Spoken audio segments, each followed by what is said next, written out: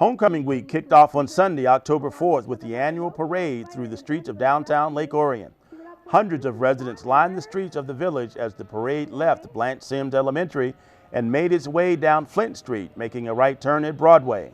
The parade was led by Lake Orion Police Chief Jerry Narsh in the department's 1941 Ford police car.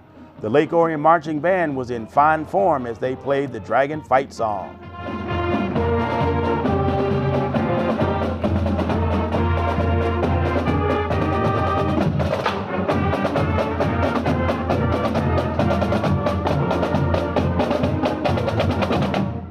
Spectators enjoyed a piece of Lake Orion history as the 1945 Dragons logo went by on a flatbed truck.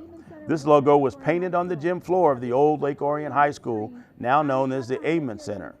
As the building undergoes renovations, this section of the gym floor was cut out and preserved for future generations. Representatives of each of Lake Orion schools took part in the parade, as well as school board members, athletes, cheerleaders, and of course, the homecoming court. Next up from our senior court, we have Clarissa McCullough and Justin Cathers. Again, Clarissa and Justin are running for Senior King and Senior Queen. Our senior court representatives, Clarissa and Justin. Next up, we have Destiny and Dominic. Destiny Roper is a member of the varsity cheer squad, and she's escorted by Dominic Fosman, who's also running for Homecoming King. And our last senior couple this year is Corey Varney and Matt Aiello. Corey and Matt are again running for Senior King and Queen. They're our final. And bringing up the rear were freshmen, JV, and varsity football players who were looking forward to the big game against Bloomfield Hills on Friday night. As a warm-up to the big homecoming game, Lake Orion High School seniors took on the juniors in the annual powderpuff football game. The two teams have been practicing for less than a week in preparation of the annual event. While warming up before the game, both the seniors and the juniors had an excited energy about them. On the first play of the game, junior Paige Goodman ran the ball from the 39-yard line all the way to the senior end zone for a 51-yard touchdown. Minutes later, the seniors tied up the game when Hannah Stencil was handed the ball and ran for the touchdown. The teams continued to battle against each other, but the game remained tied until the third quarter. With 5 minutes remaining in the third, junior number 82, Madeline Zalick, took the handoff 31 yards for a touchdown. The junior class wasn't done scoring just yet. With a little over 2 minutes left in the fourth quarter, junior Gwyneth Broodbeck rushed past the senior defense for another touchdown, making the score 21-7. The seniors rallied together and fought back when number 36, Samantha Villazumaya, scored an 80-yard touchdown with 1:36 left. Unfortunately for the senior class, it wouldn't be enough. Juniors won the 2015 Powder Puff game with a score of 21-13. It was a beautiful night for football on Friday, October 9th, as the Dragons hosted the Bloomfield Hills Blackhawks for the homecoming game. The Blackhawks headed into the game with only one win on the season. The Dragons hadn't fared much better with a record of 2-4. After the Blackhawks' first drive resulted in a punt, the Dragons began their first drive on their own 22-yard line.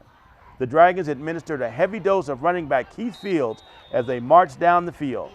With less than 5 minutes left in the first quarter, quarterback Caden Priestcorn hits number 28, LaJuan Bronner, for a 15-yard touchdown to give the Dragons an early lead.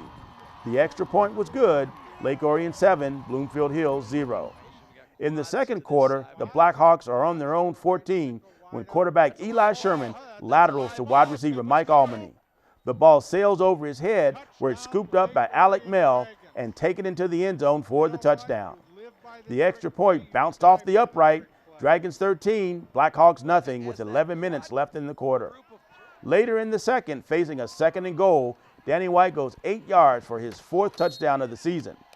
The Dragons decided to go for the 2-point conversion. Priesthorn hits Michael Jarvis in the end zone to make the score 21-0 Lake Orion. At halftime, the crowd was introduced to the homecoming court. Last year's King and Queen, Grant Johnson and Cheyenne Sloan, returned to Dragon Stadium to crown the 2015 King and Queen. Johnson placed the crown on the head of Dominic Fosman, and crowned 2015 Homecoming Queen was Destiny Roper. How does it feel, guys, to be the newly crowned Homecoming King and Queen? It's really exciting. I'm really happy. Yeah, it was unexpected kind of, so it's like a lot more fun and exciting. There wasn't much action in the second half of the game, with Lake Orion adding only a field goal to make the final score 24-0. I caught up with Coach Chris Bell after the game. It was great to see guys get opportunities. You know, Lawan Bronner, made a heck of an impact that first half, caught some nice balls, did a great job on the crossing route and scored a touchdown. So awesome to see him do that. Keith ran the ball real well in the first half. Chris Wilson came in and gave us a different change up there in the second half. Defensively, did a great job keeping them off the board. They're a little challenged in some areas, but they got some really good athletes that we knew we had to stop. And Dan does a great job mixing up formations and shifts and sending everything under the sun at you. So defense played really well. Special teams, I thought we were pretty solid. So it's progress. So it's a much needed win, a win on homecoming, all that great stuff. But we're fighting for our lives, and it's a step forward as we get ready for next week. With the win, the Dragons' record improves to 3-4, with the team traveling to Clarkston to take on the Wolves. From Dragon Stadium, I'm Kevin McCormick reporting for ONTV Sports.